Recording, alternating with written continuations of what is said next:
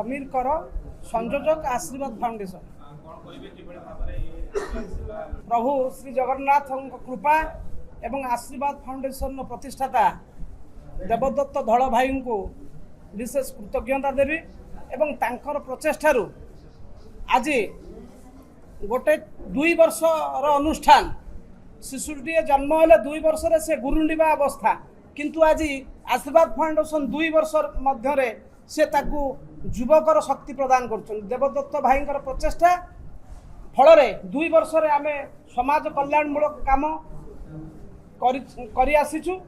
पुरी रथ यात्रा 2 वर्ष धरी हजार हजार लोक खाद्य बंटन काउड़िया मानकर सेवा बस्ती अंचल पिला पाठ पढ़िया मागणा बही खाता एवं यही सेवामूलक कार्यक्रम को आउ पादे आगू को बढ़ई आम आम्बुलांस सेवार आज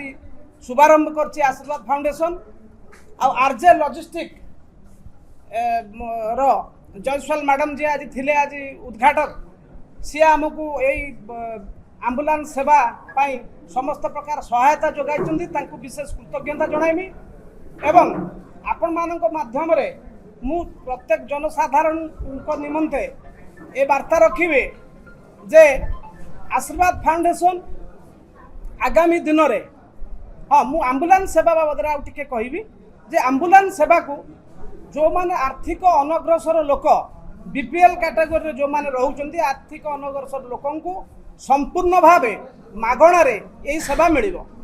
एवं यही सेवा कार्यक्रम को आम आउरी आगु को बढ़ाइबू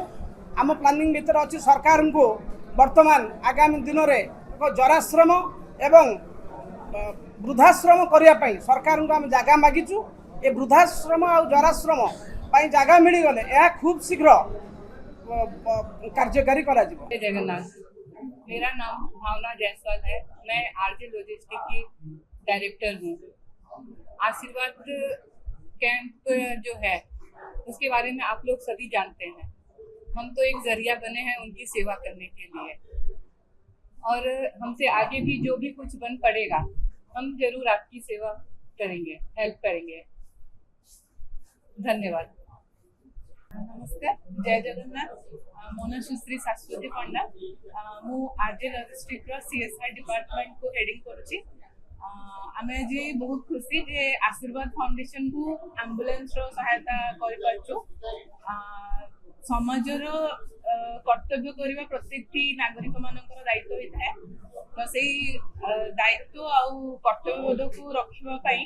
आज लॉजिस्टिक आज एक नुआ गोटे स्टेप नहीं आशा करू जे एम्बुलेंस टी समस्तंकर पाखरे पहुंची परिबो जिते भी नेडी लोक अच्छी